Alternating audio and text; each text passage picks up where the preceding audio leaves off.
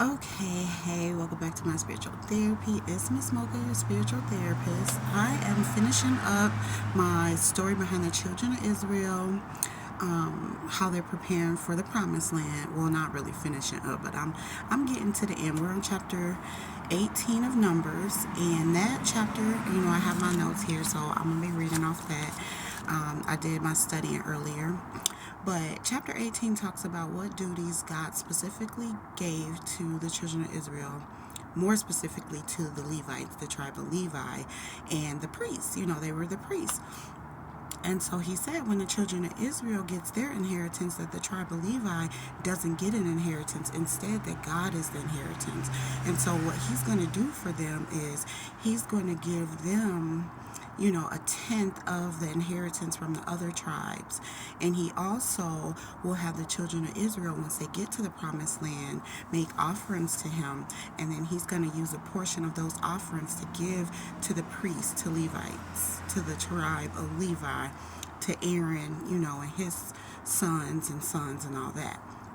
So that's what 18 talked about, basically dishing out the portion for the priests, their offerings and their inheritance, which is not as much as the rest of them, but it's even more if God is their inheritance. Okay, so that is what that talked about. Numbers 19 talks about water of cleansing and says that it is the purification from sin, and it was to be in a lasting ordinance, so from generation to generation.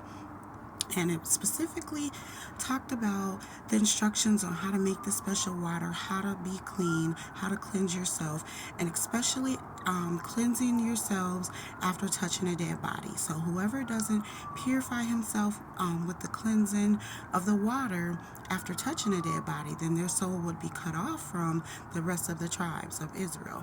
So this was the law when someone died in the tent. And so that's pretty much what 19 talked about. And then chapter 20 went on. I did like a part 1 and a part 2 because it was pretty long. So part 1 kind of talked about, hold on. Okay, so part 1 of Numbers chapter 20 starts off with Miriam and how she died and was buried in the desert of Zin. So they were still out in the wilderness making their way over to the land that God was giving them.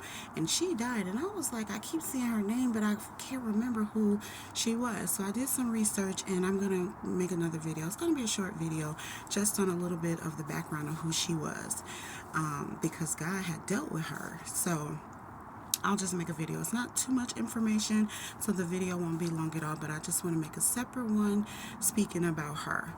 And then, okay, so she died, and then they continued on in that wilderness. And remember, they're in the desert, and so there was no water there where they were at.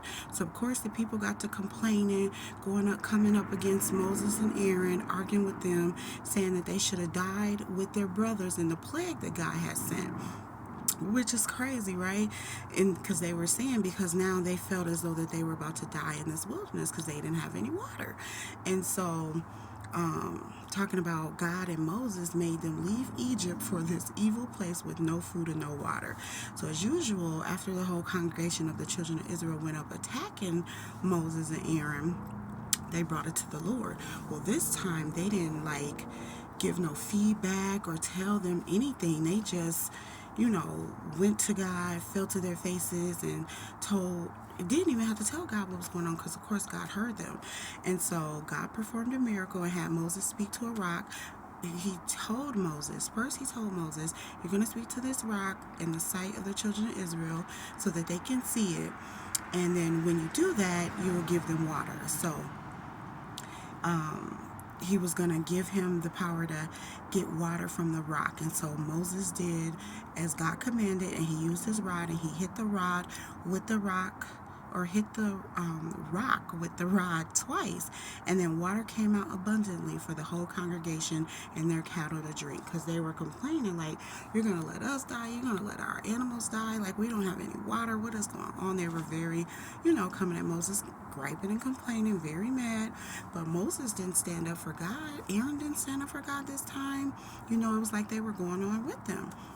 And so then God said to Moses and Aaron, because you didn't believe me or trust in me to sanctify me or honor me in front of the children of Israel, they would not So he was telling them, like, you will not be bringing them to the land that I promised you. So he told Moses and Aaron that they were not going to be bringing the children of Israel into the promised land because they didn't believe in him about the water. And it's crazy because God has been saving them and carrying them this whole time, and they still have their doubts. So that was like the part 1 of chapter 20. And then the second half of chapter 20 talks about how Moses sent messengers to the king of Edom to ask that he would allow them to pass through his country, and the king denied. He would not let them come through his country to get past at all. And so he threatened to attack them with his swords. And so they asked again and even offered to pay for any water that they or their cattle might drink on the way. And then the king came out with a big, powerful army of plenty of soldiers behind him and told them no again, and threatened to attack him if he didn't move on. So that's when the Israelites turned away, and so then they journeyed another way. Then God spoke to them at the next stop, which was Mount Hor, I believe, Hor. Hold on. Okay, so yes, they got to the mountain, and God spoke to them and said, first this mountain was by the coast of the land of Edom, so they went around. And so God said Aaron was not to enter the land which he was given the children of Israel because of him rebelling against God at the water. So Aaron was stripped of his garments here, and they were put onto his son. So they brought this Aaron and his son up to the mountain. God instructed Moses to bring Aaron and his son up to the mountain so Aaron can strip off his garments, give it to his son, and he did that.